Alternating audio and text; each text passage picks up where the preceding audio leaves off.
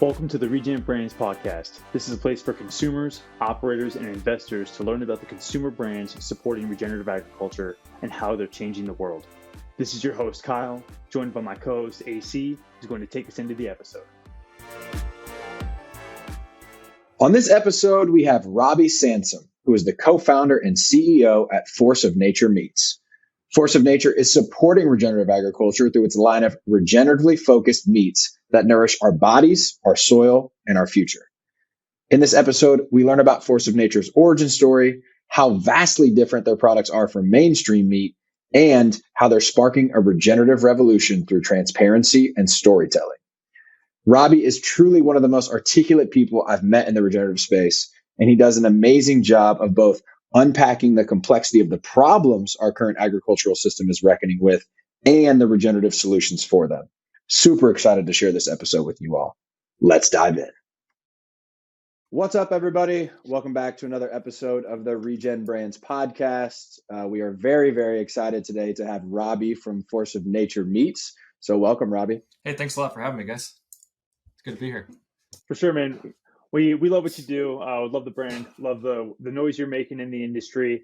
For those who are not familiar with Force of Nature, give us a quick lay of the land. What do you make? How many SKUs do you have, and where can people find you today from like a distribution perspective? Oh, there's no short answer to that, but I'll be as brief as I can.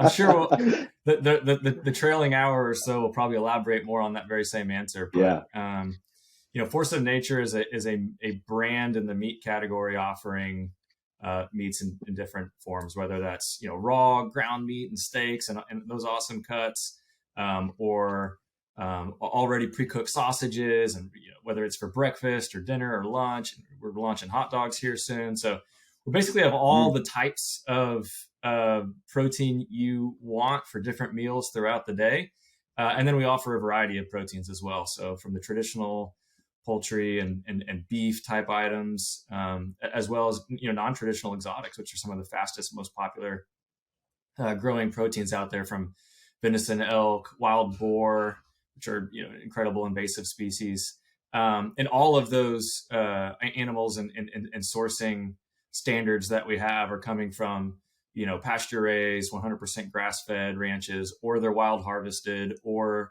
they're truly fully regenerative. In the case of our beef and our bison, and then we offer all of that in an omni-channel capacity. So for the average person, what the heck does that mean?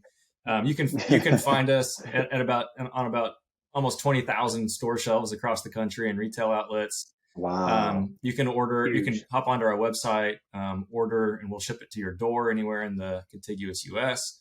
And then there's a handful of restaurant chains, like Hot Dotty as an example, that really care a lot about sourcing regenerative proteins and offering the best quality food for their customers. And you can find us in those outlets as well. And so what that really effectively allows us to do is lower the hurdle for consumers who want to support these food systems, right? Before we started this company, and I'm sure we'll get into it, it was more challenging than it needed to be to really drive solutions at scale for a consumer to find and support regenerative systems, right? They were out there, no doubt, and there's incredible producers and groups trying to drive the sort of change we all want to see.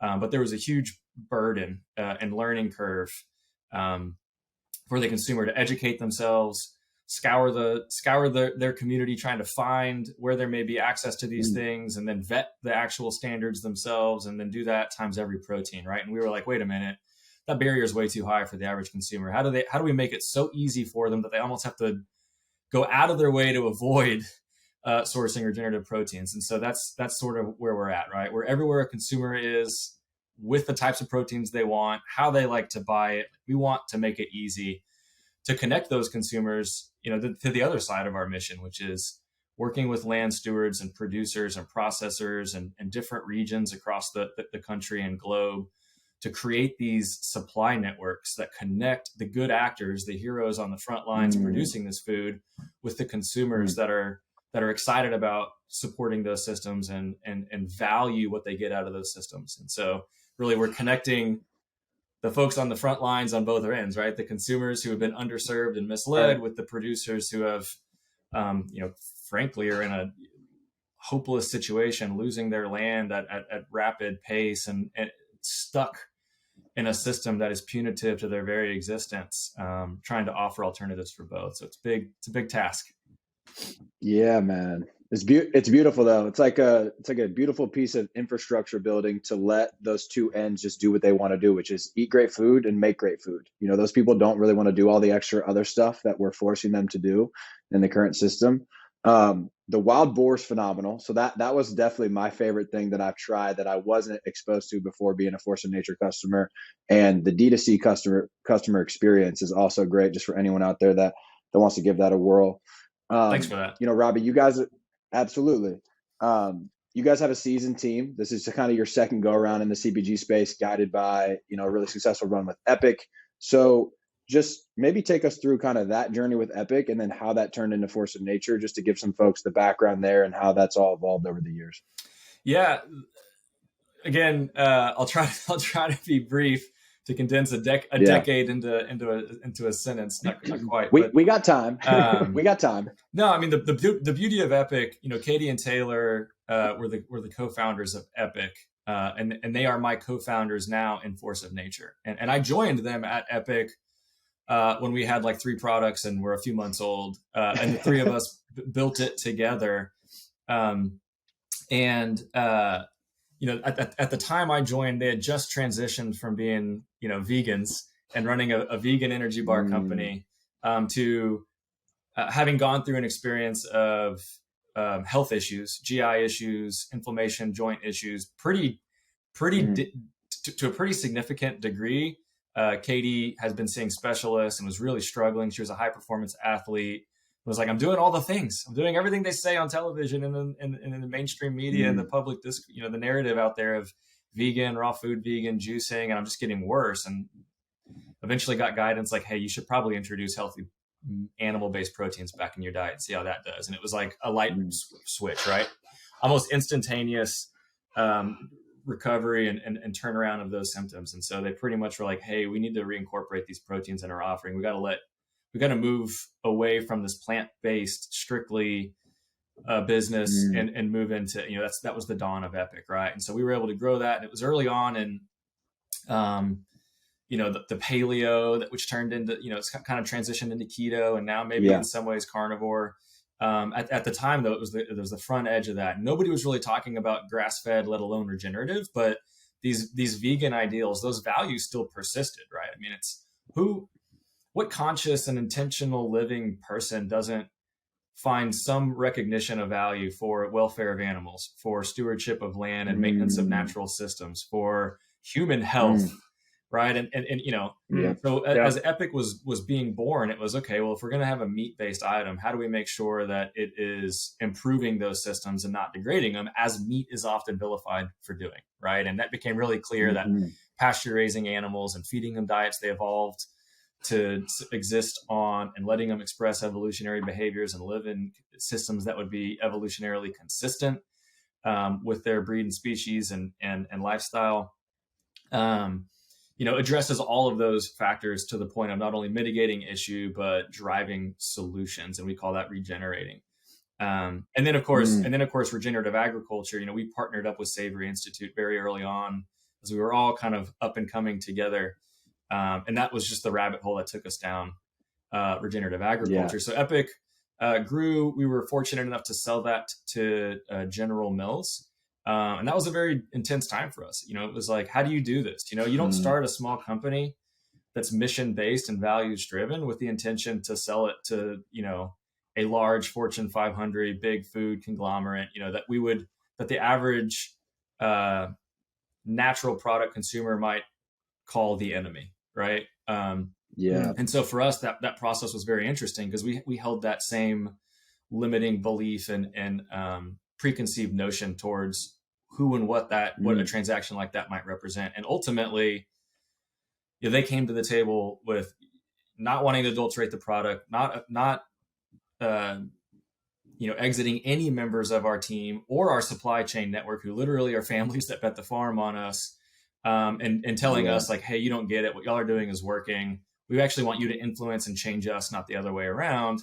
And so Wow, super that cool. transaction, went through, and then for 3 years we ran the brand there to carefully steward that handover, department by department, process by process, and they fulfilled, they followed through on their commitment, up to and including the whole deal almost fell apart as a result of our insistence on the value and benefit of regenerative agriculture, and it was so misunderstood and unknown.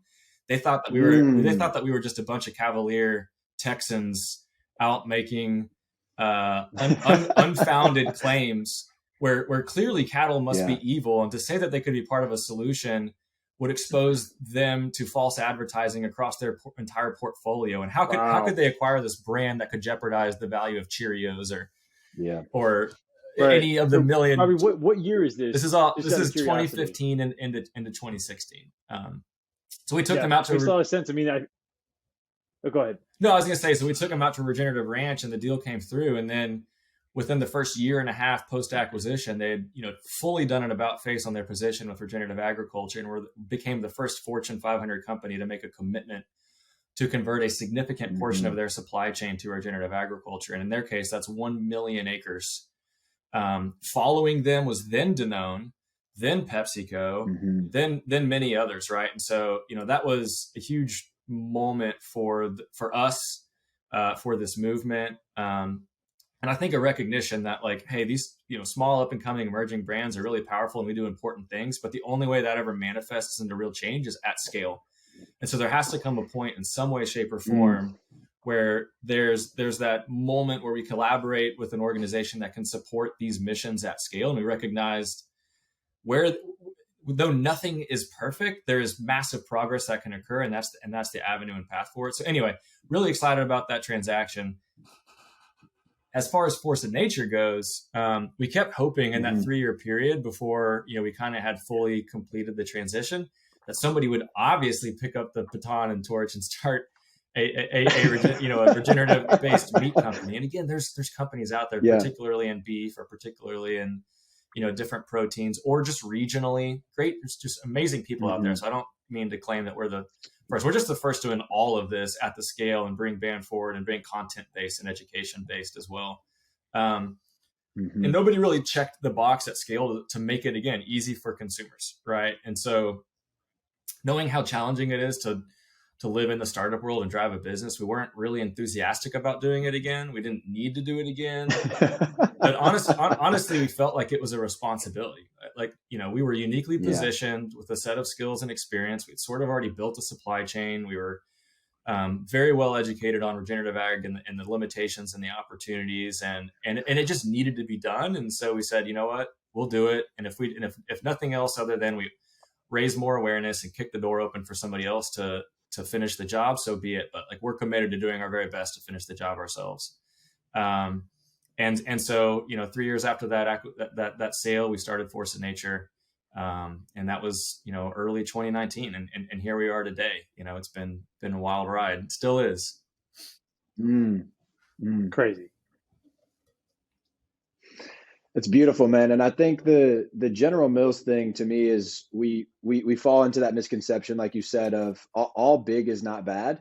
And ultimately, those folks are going nowhere. And if we don't help them get better, we're not going to really change anything. So I love that y'all took that approach, and it sounds like they were extremely collaborative. And, I haven't strung together the pieces like you did about kind of them being the first domino to fall on the big commitments. But like, if that doesn't happen, who knows? And basically that empowers the rest of the ecosystem to kind of work towards that North Star and take that action. So it's just amazing that all happened from, y'all trying to sell a better, really meat snack, beef stick, or I forget the exact first item, but I mean, it's incredible. Yeah, it is. And again, I don't want to take credit for being the catalyst, right? This has been a multi-decade, multi-generation long movement. And I think we've certainly played a role in it. And if anything, maybe helped be an accelerant for certain parts of it. But I think, we're not alone. And I'm so encouraged by the overwhelming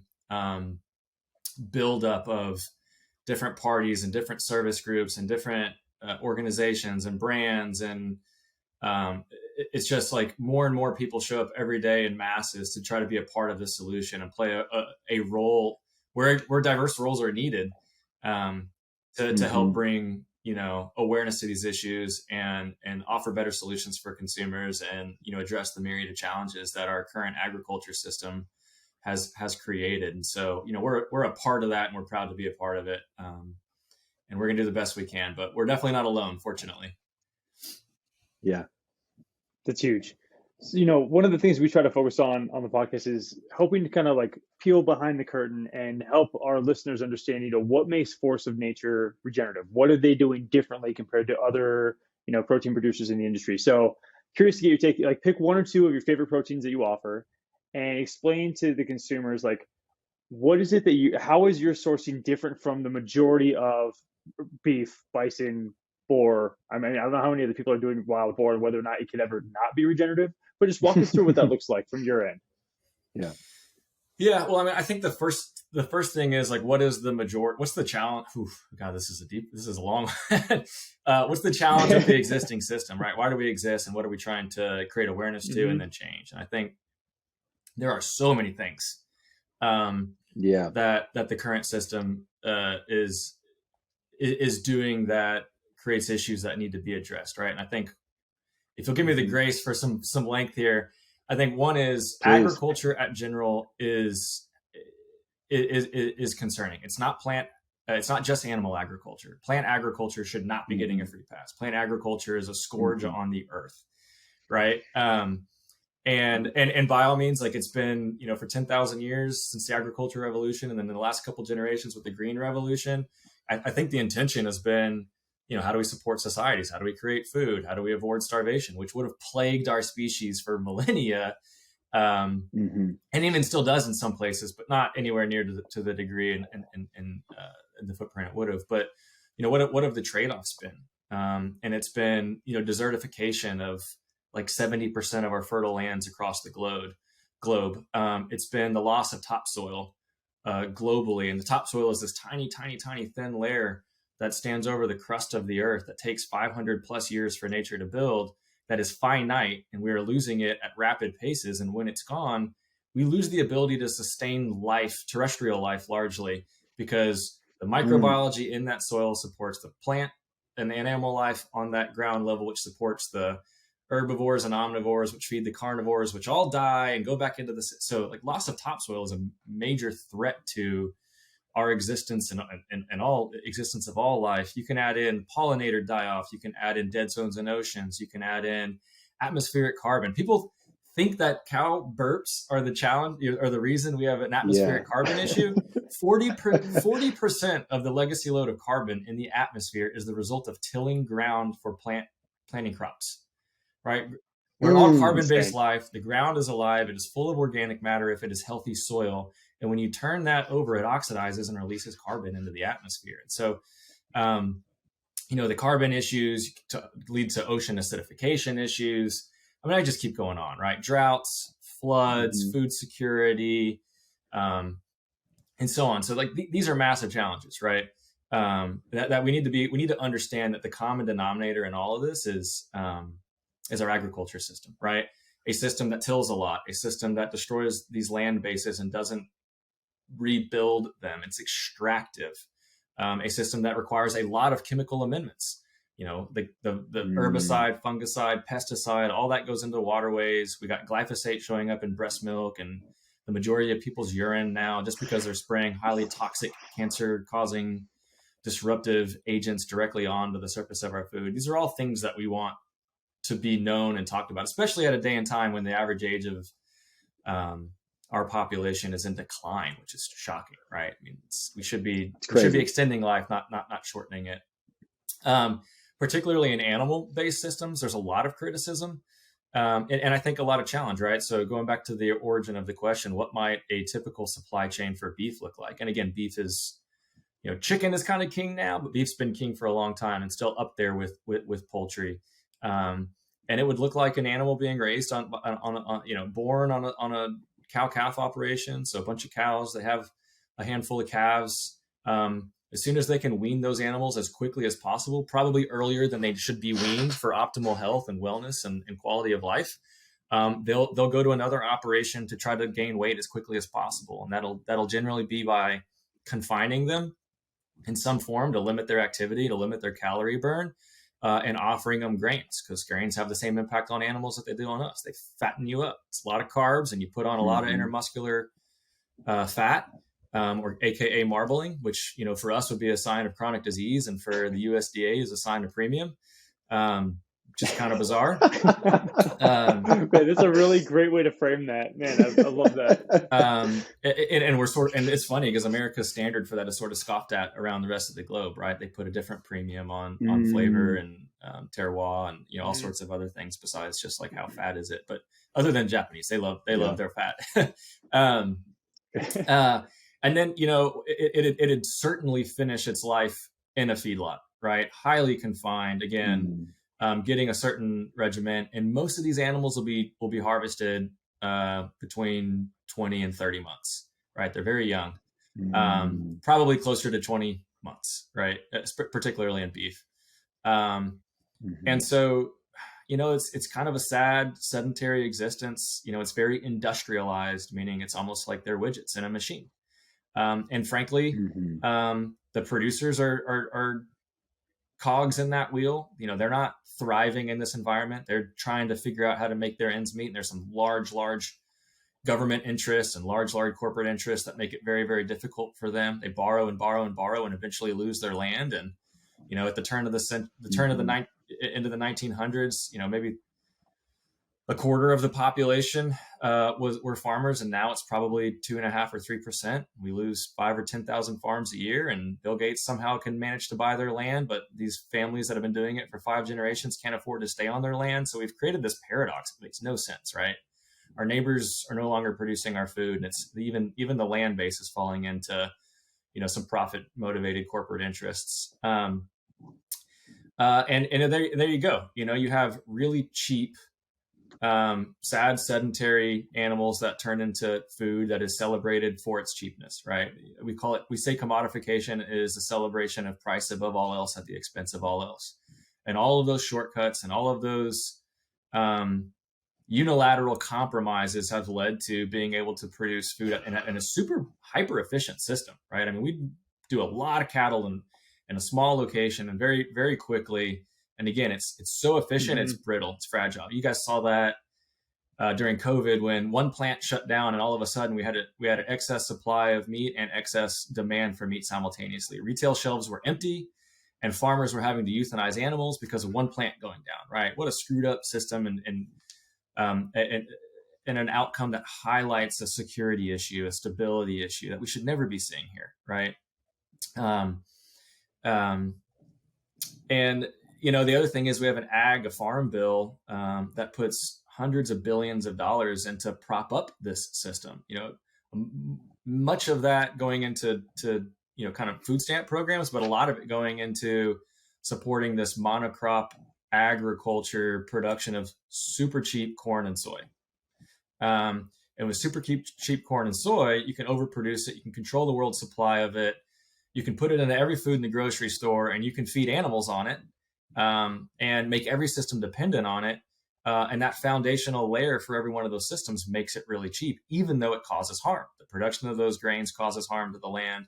It causes harm to the farmers in those communities. Farmer suicide, I just mentioned, is higher than the suicide rate of veterans returning from war. I mean, what a hopeless reality to be in. Insane. Yeah. And then it leads to really, really, really cheap food on the shelf. And that cheap food on the shelf may have a low sticker price, but it has a high cost. And it's relatively, I don't want to say valueless, right? Meat is better than anything else. However you can get it, eat meat, right? But there's a huge cost to this commodified, subsidized, cheap meat that is deferred. And human health and health of land and well-being of like social issues, well-being of humans and community, and your own, the welfare of those animals and so on. And that isn't reflected in that price. And I would argue if it was reflected in that price, you would probably double or triple it. So there's sort of a representation of what in a nutshell, the existing conventional system is. And to compare that to one of our supply chains, we'll look at bison, right? These animals, some of these animals are coming from huge land masses where those bison themselves are being managed exactly to the best of our limited ability, to emulate how bison would have impacted the land through the millennia since they were here. These animals are keystone species. Keystone meaning they have a disproportionate and necessary impact on their broader environment. So there would have been millions of bison roaming in herds from Mexico to Canada, trampling on the ground, unselectively grazing everything, leaving relatively quickly, and in their wake, fertilizing with their manure and irrigating with their urination and providing wallows, which would be habitat for certain species and all this kind of stuff. Again, this beautiful, elaborate circle of life and dance and balance and equilibrium. And they wouldn't come back for months at a time, right? So in our partner ranches, they're moving the bison around. They're allowing them to have that impact. They're doing those things. The bison are living longer. They're not being weaned early. They're not being sent to feedlots to fatten up. And even we're measuring the impact on those land bases. Is the water cycle improving? Is it making more effective use of rainfall? Is it storing in its soil?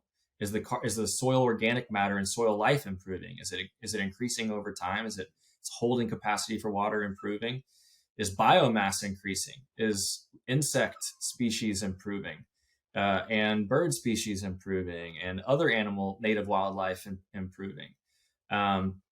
And on and on and on down the list of things you can look at and measure both empirically, scientifically, and anecdotally, up to and including, in some cases, partner ranches are setting aside habitat for endangered species, ground nesting owls and black-footed ferrets, and in partnership with universities and the federal government, right?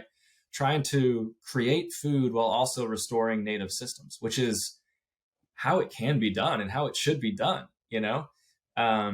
And then ultimately producing healthy animals that are thriving themselves in thriving ecosystems, being part of a solution and truly replacing a vicious system with a virtuous one, where those animals fulfill their potential on the land as a species, and then eventually make it back into the food supply, which we all do. We're all part of the food supply for other living. It takes life to sustain life. And then we celebrate the role those animals played while living, and then we celebrate the role those animals played as part of our food supply and nourishing our bodies, and we tell their stories and we honor what that is when it's in the package and prior to being in the package. And so I think that's probably the most succinct juxtaposition I can give between what we're trying, the best example of what we're trying to do compared to the worst example of what exists. But the truth is, the worst example of what exists is the overwhelming majority. We'll call it 99.9% of ruminant protein is coming from that system. And the big challenge in all of this is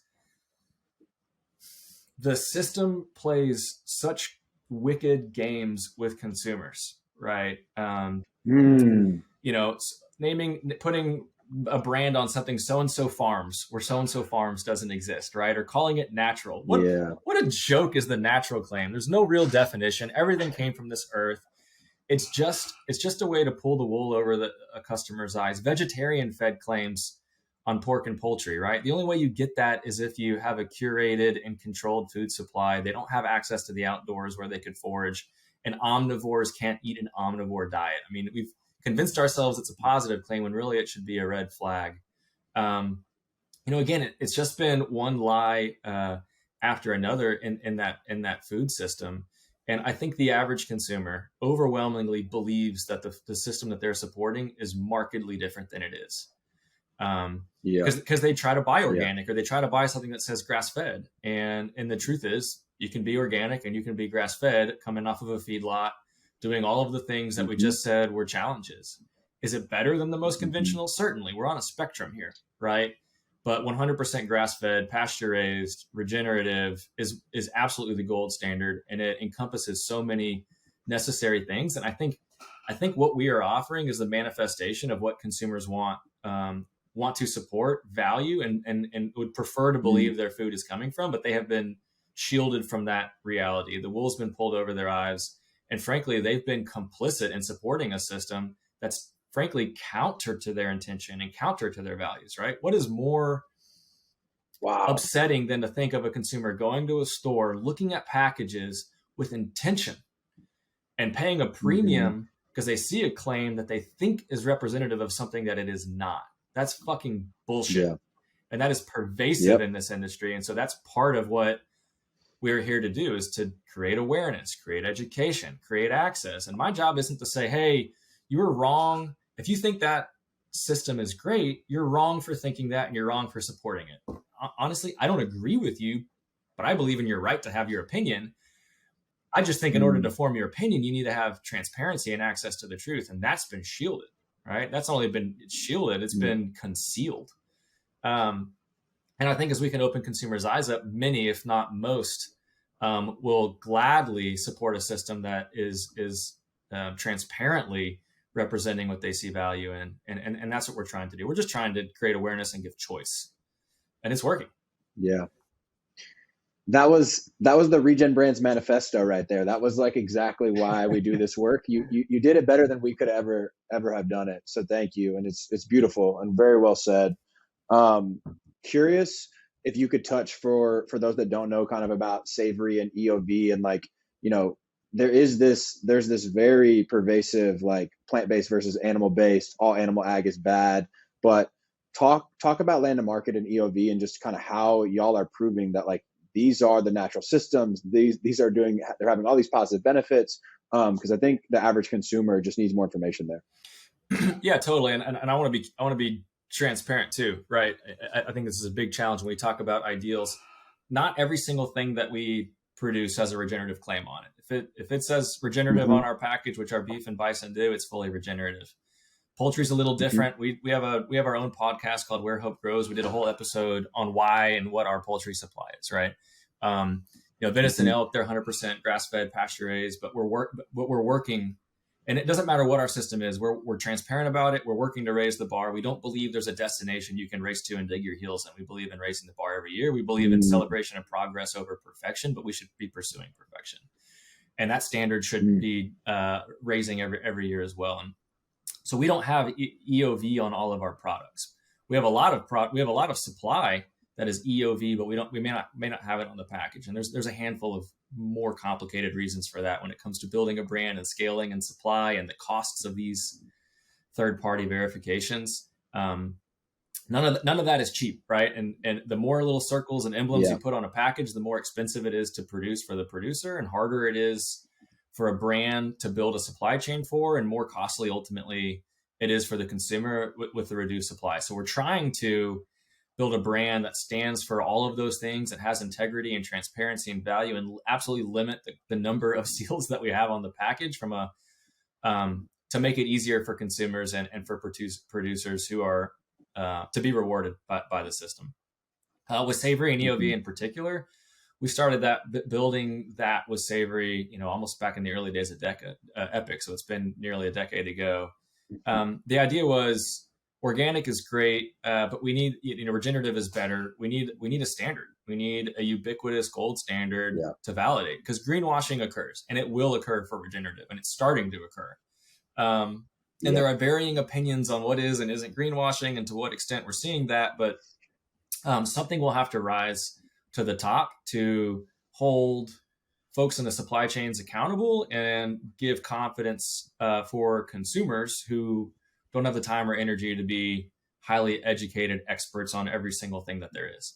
And so, that's what EOV and land to market really are attempting to do. EOV is the ecological outcome verification protocol that the Savory organization has put together to measure outcomes on land such that empirically we can substantiate regeneration is happening. And I can dive into that, but basically they go on the land on varying intervals and measure across all different aspects and variables to come up with a score that says, yep, this land base is getting better every year as a result of what's going on it.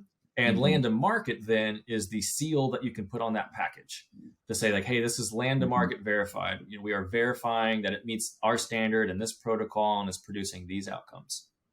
So that's Savory EOV and Savory Land to Market. Rodale Institute has a different one. It's called Regenerative Organic. It's more like the organic standards. Savory is outcomes based. It's measuring outcomes. The Rodale version is practices based. It's limiting what you can do to ideally drive outcomes through practice. Savory is more flexible. It helps with all the, it's sensitive to all the ecoregions. What's possible in one climate is different. What's possible in a rainy, wet,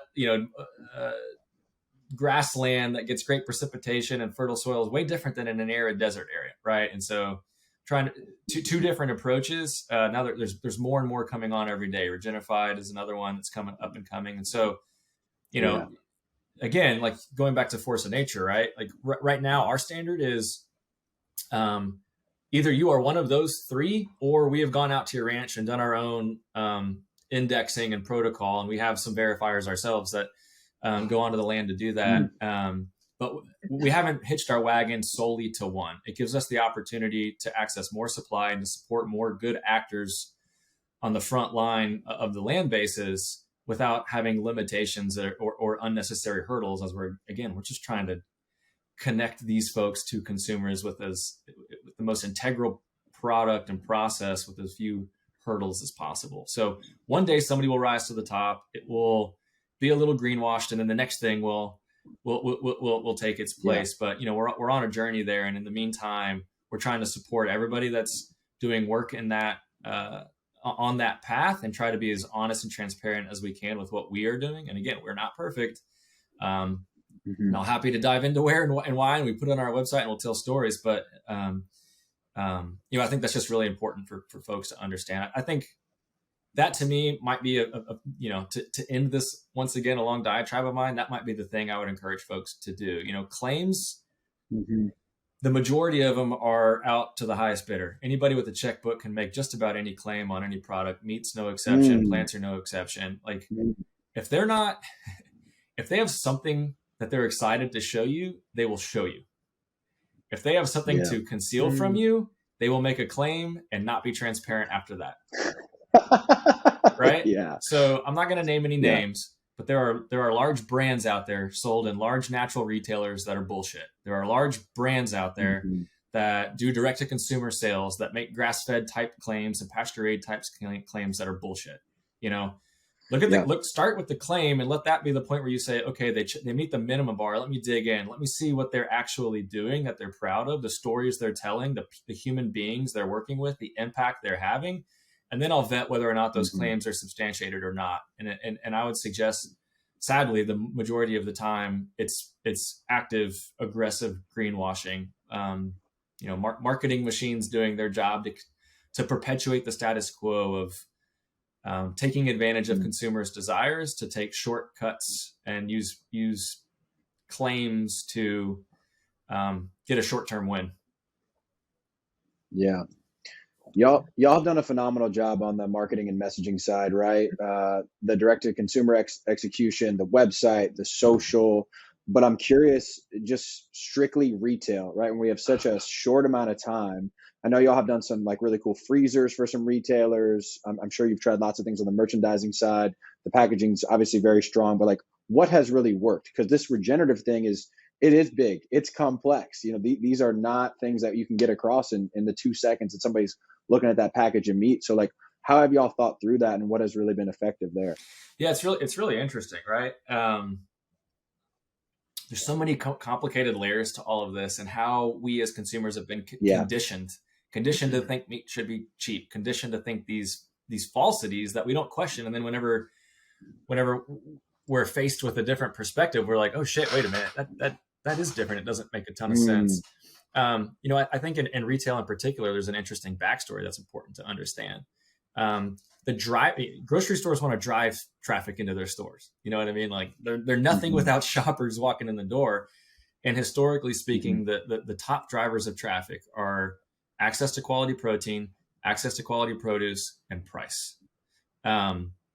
The origin story and the original intention of Whole Foods would have been quality protein and produce and products, right? Walmart would be the price, sort of classic example of, how do we make things as cheap as possible? Now, of course, Amazon, which is interestingly now connected with Whole Foods. And there's things happening there that are fascinating, but again, it's an evolution. It doesn't mean bad or good. It just means different. And how do we all approach it and play our role to the best of our ability? But grocery stores, in order to drive that foot traffic on access to quality protein, they want to have private label brands. That's why you see all of the, every grocery chain has their own version of their own branded products that they own the supply chain for. Because then they can make sure they're the only ones that offer it, and they can say, hey, this is the best product out there. You can only get it here. And they do that with their meat.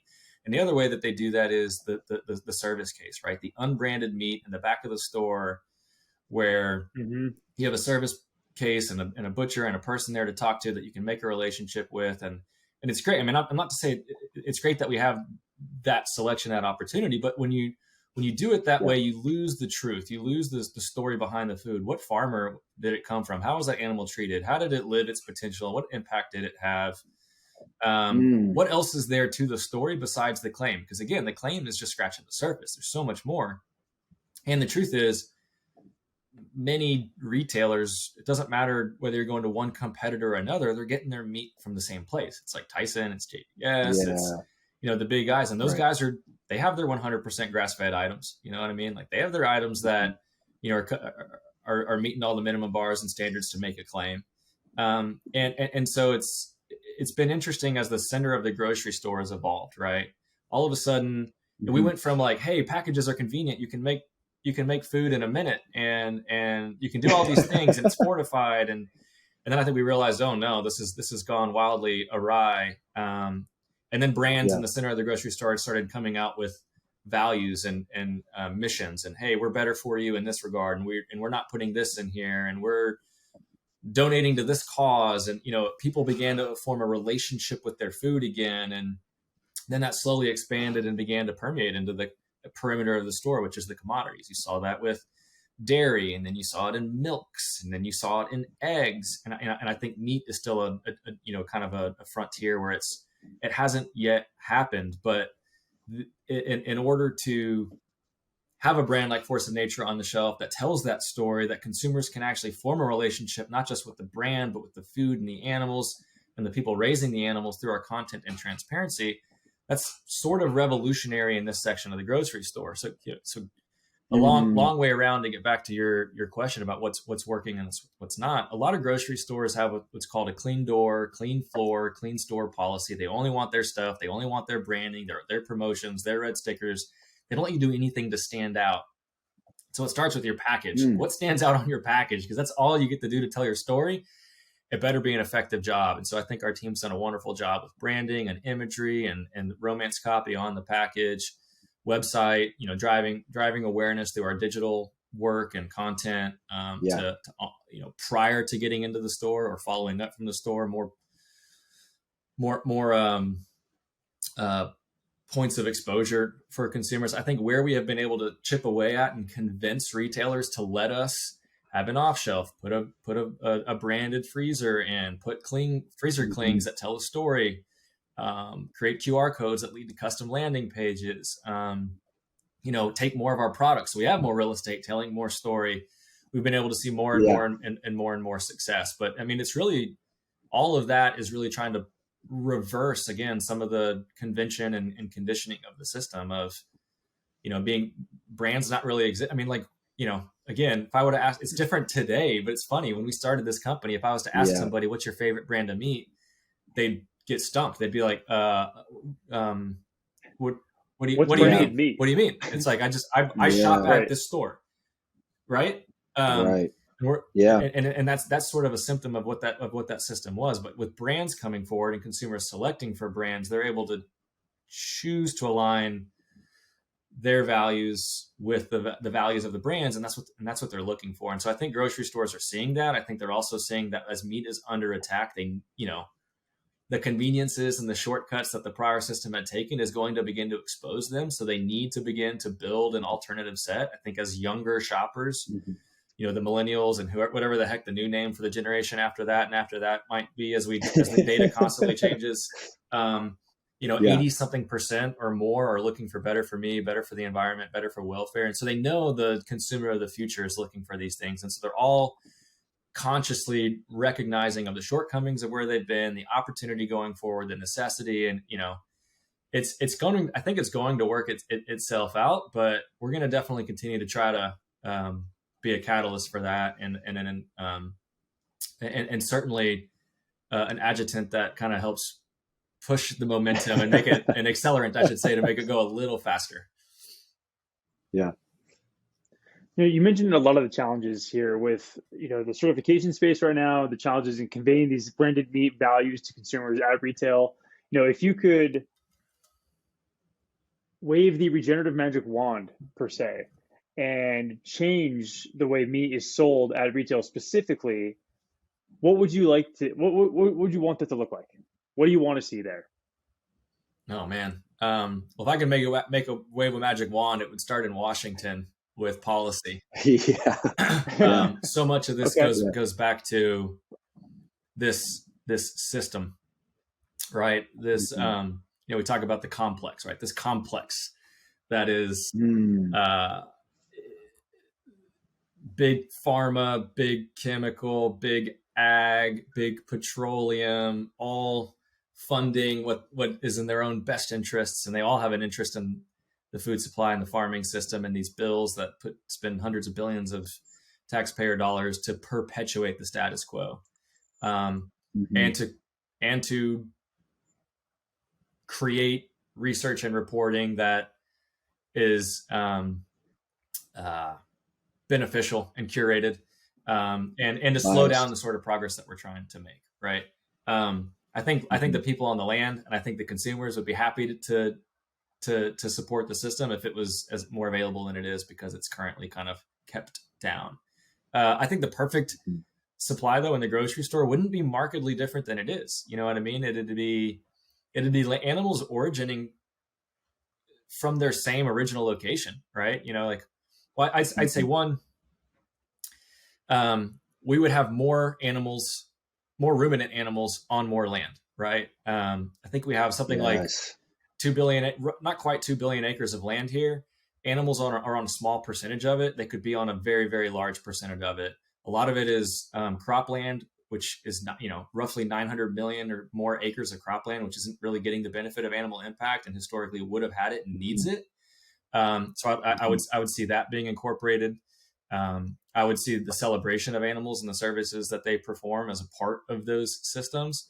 I would see the true acknowledgement of the heroic efforts of these nameless and faceless people who live every day suffering to feed our population, and not being overlooked and insulted and discredited for the fact that they work the land for us. And I'd see those numbers growing, and access to that as a worthy pursuit and profession growing as well. And then, I think you'd see the story behind the food and the system better represented in the grocery store. If it's a good system, we shouldn't need to veil the truth, and it shouldn't be concealed. And it should be, and if it's a good system, again, going back to my prior comments, right? If it's good, you want to show it. So they should love to talk about their supply chains and share videos and stories, and be transparent and authentic with how and what they're actually doing. And I don't think it should only be my standard, right? I mean, again, we have different people in different geographies and different socioeconomic backgrounds that prefer or need and require different things. But I would argue if we change the system, we address the cost issue, right? We level that playing field almost instantaneously. And if we look at true value, there's nothing more valuable and less costly than these systems. So I think that kind of works itself out in the wash in time as we get there. But I would envision, again, us adjusting ultimately, and put more shortly, our food production systems, plant and animal, should be operating in harmony with nature. We should be putting out more pounds of food per acre. We should be positively impacting more acres of land. We'd be addressing all the things that we're concerned about. We'd be feeding more people more nutrient-rich food, and we, these global catastrophes that we're all, the news is constantly fear mongering to us would begin to be mitigated, because most of them point back to agriculture. Yeah. Right. Yeah. You mentioned positive impact on the land, and previously you had mentioned with the Savory EOV certification and some of your other field testing that you measure your partner ranches, soil organic matter levels, water infiltration rates. Do you have any stories at the top of your head of that, a ranch that's been a partner ranch for X number of years, where you can say like, we've seen their soil organic matter increase from X to Y, or do you have any of those like metrics offhand that you'd be willing to share with us? Yeah, I mean, there's a few examples. I think I'll give two. The first is, in our days at Epic, and we talked about General Mills, and with their support, we funded a life cycle assessment in Georgia at White Oak Pastures. Several $100,000. These are not inexpensive tests, and we used an organization called Qantas Laboratories, which is the same research group that Impossible Foods used to do their life cycle assessment. And a life cycle assessment is supposed to be a beginning to end look at the carbon impact, the greenhouse gas or carbon equivalent impact of a system. And I think if you look at conventional agriculture, beef is almost 20 plus pounds of carbon per pound of beef produced, and pork and poultry are upwards of 10 pounds per pound produced, and corn and soy and crops are, 6 pounds per pound. And, Impossible Foods and Beyond Burger claim that for every pound of sludge they make, they only emit 3 to 4 pounds, 3.5 to 4 pounds of carbon equivalents into the atmosphere. So which is hilarious, because like by their own standard, they're still emitting more carbon than they're impacting. So they can maybe make the claim that it's less bad, but again, they make a lot of claims that are totally, absolutely bogus. But the life cycle assessment we did at White Oak Pastures showed, we thought it was important to do that because we can see anecdotally the progress. We can see more plants and diversity and species returning, and topsoil building and water infiltration rates improving. But we hadn't done this level of analysis. And what it showed at White Oak was, in this example, in this context of regenerative agriculture, that they could sequester 3.5 pounds of carbon and carbon equivalents out of the atmosphere, store it in the soil, and do that for every pound of protein, of beef protein that they produced. And so the easy way to take all of that science and turn it into something that I figured out consumers more readily understood is, I would always say, in order to offset the carbon of eating an Impossible Burger, you need to eat one regenerative beef burger, which is pretty badass, right? And I think in that research, we did a lot of other stuff in that research. Like, White Oak Pastures improved their soil organic matter levels like 300% in the first 5 years. The soil nutrition improved, water infiltration rates improved. They're growing topsoil. Again, they're addressing all these issues, right? Bringing native species back, like in the bald eagle in their case. So really, really cool, really expensive, very formal, very scientific, etc. I think other examples, and there's many of them, but just to make it maybe bring it a little closer to home and personal for you guys, you both have been out to Rome Ranch, done field harvests and tours, and it's funny that in a few short years, that operation as well has seen all of the same things. Soil organic matter improve dramatically, hundreds of percent. Infiltration rates, systems, species, biomass, all the stuff that you would look at and say, hey, is this a healthy land base? Getting better and better after having been conventionally farmed for many years. And in some of the fields that y'all toured, 3-4 years ago, we would say, oh my God, look at this, is like a desert, and this is why. And now we have to show photos of what it looked like, because it's hard to provide context where something looks healthy to say, no, like you have to understand where this was 2 years ago. And so I think, you see springs getting, aquifers being more charged, springs starting to have water flow again, like Audubon Society going nuts over bird populations showing up in these areas, researchers wanting to come out and do that kind of stuff. And it's really, really cool. And there's tons and tons, like everywhere somebody's adopted regenerative, there's an example like that, right? Yeah, it can be really overwhelming as a consumer. And one thing I always recommend to people that changed my life is just go to a farm, go to a ranch. Like, I had a pretty transformational experience at Rep Provisions in Oklahoma, which is another Savory accredited Savory hub. And Eric planted organic corn right next to traditional diverse perennial grasses, right? And like one was way better than the other, and it was still good organic corn, like great, you know. And it's not all crop agriculture is bad, but it's more so just like, even with all the data, which is great and we need it, as human beings, we've just lost total connection to food. And go to do that one place. Like I've been to White Oak, I've been to Rome Ranch, I've been to Rep Provisions, or all these other places, and your senses aren't going to lie to you.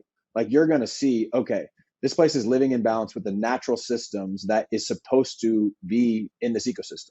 Yeah, totally. And I think if you can do that, absolutely. You know what I mean? Like I think going back to greenwashing, like there's a lot of people that say they grass feed, that therefore say they're regenerative. And even, I mean, I will always support community and local, right? But local isn't always better. I think we just need to be careful. Right.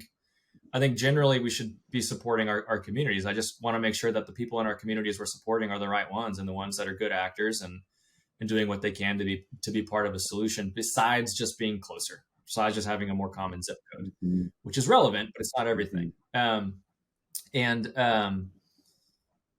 Oh, I forget where I was going with that.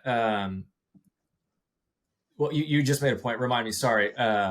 Some people can't afford to go do that. Is that right? Where you're going with it? You know, I think, or they don't, or they're not that interested, or they don't have the time, or they don't, you know what I mean? And it's like, so how do we, again, that's like, how do we make that hurdle smaller? Well, we go to those places and we tell their stories, and we create videos, and we share that content, and we raise awareness and create experience, and in the next most convenient way, which is in the digital realm, or hopefully in a grocery store, in a restaurant, and again, try to reach people where they are.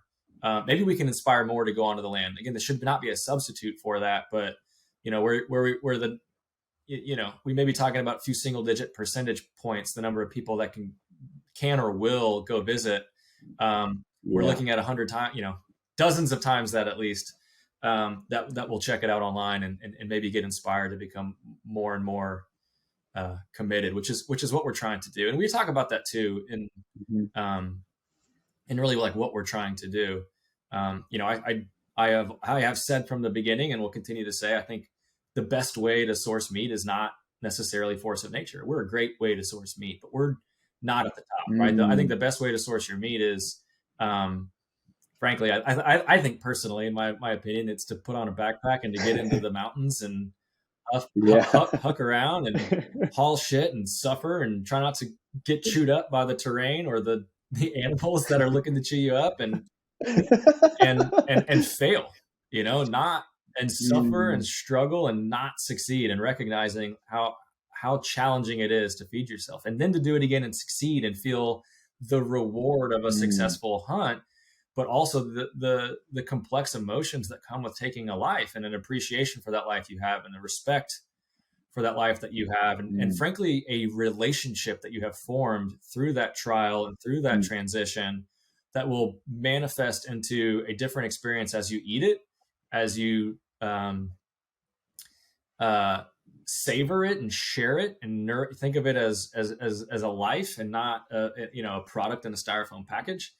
I think that's at the top of the list, right? I think second is to either be a regenerative farmer and, you know, have your own regenerative ranch and be growing and producing your own food, or to be next door neighbors to one. That's the form of local, I'd say, all day, every day. You go support them over us. If they have everything you need, they're doing it right, and they're next door, like by all means. I think that those two things, while fantastic, are not as accessible to everybody. And if we really want to drive change at scale, and we really want to recognize that, you know, this population largely lives in the Northeast and in the far West, there are massive groups of people that have barriers between them and those points. And really, that's what Force of Nature is here for, right? Like, how do we provide the next best solution, supporting these regenerative ranches all over the country, and these smaller regional food systems, but doing it at a national scale, doing the education, doing the hard work and validation and sourcing, trying to tee it up where it's convenient and easy. You know, that's where we fit, I think, in the hierarchy of sourcing food, which I still think is light years beyond the existing food system and the overwhelming majority of what even the most well-intentioned consumers are supporting and complicit in supporting and have access to. That, I think, is like one of the more underlying sad tragedies, right? Where you have people that intend to do good and unknowingly are complicit in perpetuating a system that's entirely the opposite. Golly, that makes me upset to think about the taking advantage of the the good intentions of people at a premium. Yeah. It's such a good point, and I'll fully own this. You mentioned the merger earlier, 2015, 2016 era, trying to explain the regenerative concept to General Mills and all the pushback you were getting, right? And I watched Cowspiracy during that time period. I was like, whoa, I got to stop consuming red meat because I've been fed this narrative that, red meat is bad for the planet. And so I didn't eat beef for 3 years. Then I learned about regenerative and I was like, oh my gosh, this is so powerful. It's not only like a don't do any harm, this is a do good and support life by choosing this form of protein, which is just super powerful. And it's a huge paradigm shift. So to your point about consumers trying to pay for a premium to do the right thing, they're just being fed the wrong information. So we super appreciate you taking the time to hop on this podcast and to explain to everybody who's listening, like, this is the truth behind how your food is made and the type of impact it can make for both the planet and your health, et cetera. But on that note, I want to touch a little bit on the future. So you mentioned all the different types of protein that Force of Nature is working with right now. I'm sorry to interrupt, but may I add one point on that before we transition? Yeah. I just think it's interesting. Yeah. On the health and everybody being pushed in that way, right? I mean, again, our origin is in a vegan energy bar company, so like we're no exception. And I think most of the paleo leaders and keto leaders, and even the carnivore influencers, were all generally. Many were vegans at one point for this reason. They were trying to be tip of the spear. They were going out of their way to make a conscious effort to do the best thing that they could do for their own health and wellness and for the impact on a broader group of stakeholders, from land to welfare of animals and so on. They were fed the same lies that you were before ending up on the path that they're on now, because that system failed them. And whether it's the vegan myth and propaganda machine or the vegetarianism, it tends to more often than not lead to health decline and challenge. And frankly, it perpetuates the system that's of the status quo. It doesn't offer solutions. It's a misdirection at best. And if you look at the population of people that are vegan, it hasn't changed, because once you get there, folks are pushed there rapidly, but leave pretty quickly because it proves hollow in terms of its ability to actually produce the intended results. And so I just want to, just take that moment to push, like, hey, it is fundamentally, it is not healthier. Everybody's different, but by and large and generally, that is a myth, that is a lie, that is a misconception. And that, again, you guys have probably had other guests on here that could really get into the health and nutrition of meat. And we should all have meat coming from regenerative systems as a cornerstone of our diet. And the last thing I'll say on it, which is kind of the main point I wanted to drive to there, is it's so common.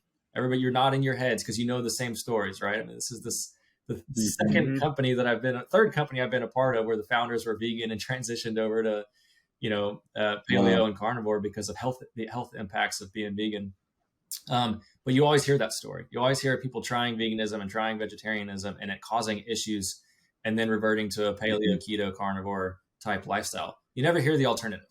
You never hear somebody like truly following the guidelines of those diets that incorporate healthy animal proteins, having issues, and then reverting to vegetarian or veganism and those issues improving, right? That doesn't exist. That should tell you a lot. I mean, if you're looking for evidence, I'd say anecdotally, there's a lot of evidence there. So sorry, Kyle, for interrupting. I just really wanted to drive that. No. I think it's a really great point. Well, and just to expand on that a little bit, I think that's because the general arc is, status quo, like all meat is the same, is where people start, right? And then they end up like, okay, I want to get better source. And instead of identifying like the nuance between regular conventionally raised meat and high quality regenerative meat, they just choose to disregard meat in general, like I did, even though it's just beef, just red meat, because that's the easier option to make. It's easier to make that distinction. To your point of like the burden the consumers face and like having to understand these really complex systems about who is making their food and how, that's just the easier way to go. But then the arc comes back to well-sourced meat instead of just like status quo meat, right? And I think that's the difference. If we took people who wanted to like make those healthy, conscious decisions and take the first part of the journey out of the equation where they don't go straight to plant-based, they can focus on regenerative first, I think we're going to see better health outcomes, better planetary outcomes faster than, uh, pushing people towards plant-based right off the rip. But where I was trying to go was what's what's the future hold for Force of Nature? You have done some incredible work. Are you looking to expand more, protein types, expand acreage, increase penetration into different channels? Like, what are the goals for Force of Nature in the future? Yeah, I mean, I think from a goals perspective, one of our major goals is to facilitate the creation of a global regenerative supply network, right? So Mm. create more incentive and more opportunity for folks on producers and ranchers and farmers um, to adopt or convert to regenerative practices. Generally speaking, you do that by creating more and more demand for the output, the yield off of those lands, and so similarly, more and more consumers selecting for, sending demand signals for, stirring that economic engine for more and more regenerative production, right? And so that's our objective. We say, from a legacy goals perspective, we want to see regenerative become a household concept, much as organic is today. And we say that we want to, build, create, through our performance success, modeling a successful path that this can be done successfully. It can be done profitably. It can be done in a way that honors what the consumer is looking for, but also what the land and the broader group of stakeholders need, and the farmers and ranchers need.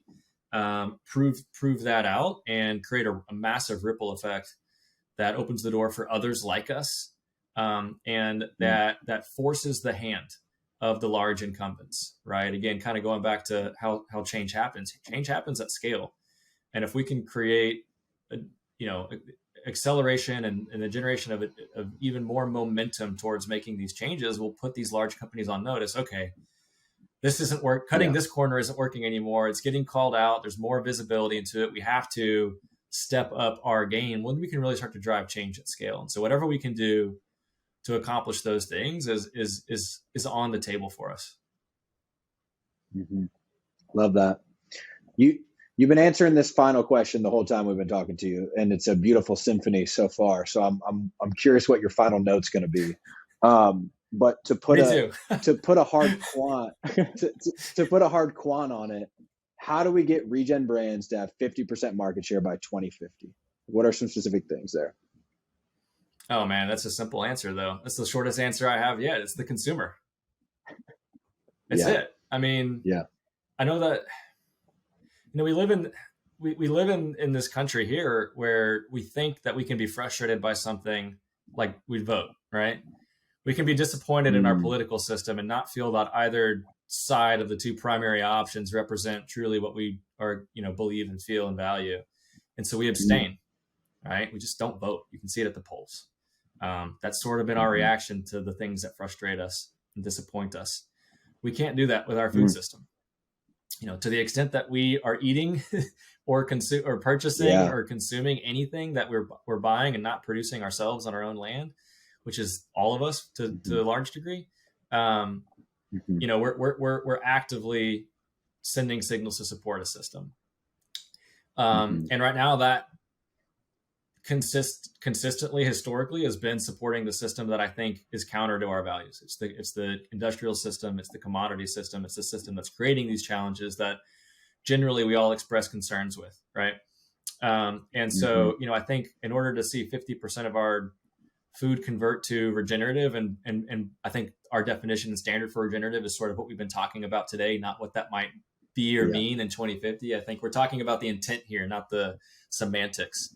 I think the intent is land, food that is coming from land that's helping that land be more resilient, be better habitat, be more self-sustaining, produce more nutrient-dense food, produce more food, preserve this incredible landscape of wilderness and wonderment and fertility that has gifted us the opportunity that we have today, right? That's really what we're going for. I think the consumer holds all the cards. Nobody will produce a product a consumer won't buy. You stop buying the product on the shelf right now, they're going to stop producing it.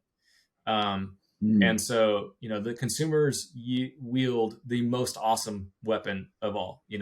It's their choice, it's their advocacy, It's their desire to wake up and participate in being a part of a solution. And I know it seems hard, and changing consumer behavior is tough, but I think in this instance, it's not changing behavior.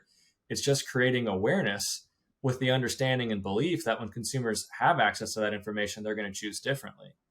And you see this all through human history, revolutions, the existence of the country that we live in today with the rights and opportunities we have was the result of people standing up for being, mistreated and taken advantage of. And so between now and 2050, yeah, sure, there's a lot of details. There's people and process, practice, and legislation and supply chains. There's complication to it. But at the end of the day, that stuff is readily solvable, and it works itself out when there's a reason, and consumers are all of the reason. If we can keep consumers misled, dumb, blinded to the reality around them, being complicit, trusting what's convenient, ignoring the obvious signs that any level of critical thinking would demonstrate to them that there's an issue here, we can maintain the status quo and perpetuate the system through 2050. Not much longer, though, because there is a cliff that we're racing towards, and this is finite. We're abusing, taking advantage of these systems to the extent where we will exhaust them. And then we will truly have a global crisis and tragedy, not for the planet, because the planet will go on without us, but our place on it changes dramatically when we can't feed ourselves. But again, between now and 2050, if more people become more aware and there becomes more access and more opportunity to support these systems, I think they can be not just 50% by 2050. I think they can be more. And I think at some point, some way, shape, or form, not only is it possible, it's necessary. Because again, our current system is plagued and riddled with catastrophes that it is creating and we are racing towards if we don't change. So to me, there's sort of an illusion of choice here, right? It's like we pretend that can we make this change by 2050 or whatever date you choose? Yeah. It's like, no, we don't really have, it's not really a choice. It's like either we make the change or we're fucked. And so, that's sort of where I'm at on that is like, I'm going to do everything I can to give people the power of choice, awareness. And I call it awareness and access. And I think that will yield the outcome we're looking for if us and others continue to succeed at doing this. Love that answer. Anthony mentioned the symphony and the final note. That was spot on. I love the empowerment it gives consumers. I love the correlation to a revolution, and it's just a really cool idea. And I couldn't agree more. I think that you're spot on. Consumers have to make the choice. And again, that kind of circles back to why we're here doing this podcast, right? To spread the word, to spread the gospel, to showcase the incredible work that you and other regenerative brands are doing, to make it easier for those to understand the complicated nuance that regenerative agriculture is. Yeah, I think the truth too is I don't mean to disparage anybody, right? I think most consumers will support. I just don't think they've had access to the information. They haven't known, So I don't want to come across as belittling consumers who don't agree with me. More along the lines of like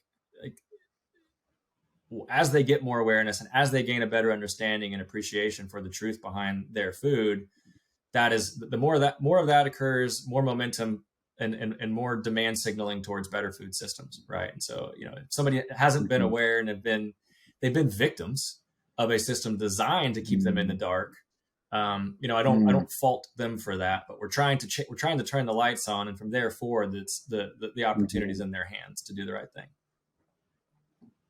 Man, thank you so much for joining us, man. When you're ready to run for president, you got my vote. Oh God. I think it takes a special kind of person to want that job, and I am not putting my name in the hat. maybe USDA, maybe the head of the USDA or something like that. Holy cow. Well, I appreciate the kind words and confidence. I think I got my work cut out for me here at Force of Nature right now, but but we'll see how things go, and then we'll go from there. Yeah.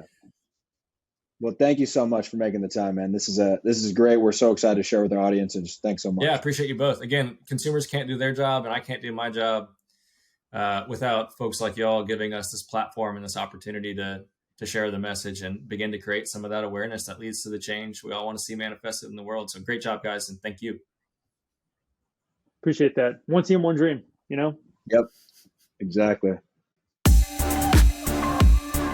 For show notes, episode transcripts, and more information on our guests and what we discuss on the show, check out our website, regen-brands.com. That is regen-brands.com. You can also find our Regen recaps on the website. Regen recaps take less than 5 minutes to read and cover all the key points of the full hour-long conversations. You can check out our YouTube channel, Regen Brands Podcast, for all of our episodes with both video and audio. The best way to support our work is to give us a 5-star rating on your favorite podcast platform, subscribe to future episodes, and share the show with your friends. Thanks for tuning in to the Regen Brands Podcast, brought to you by the Regen Coalition and Outlaw Ventures. We hope you learned something new in this episode, and it empowers you to use your voice, your time, and your dollars to help us build a better and more regenerative food system. Love you guys.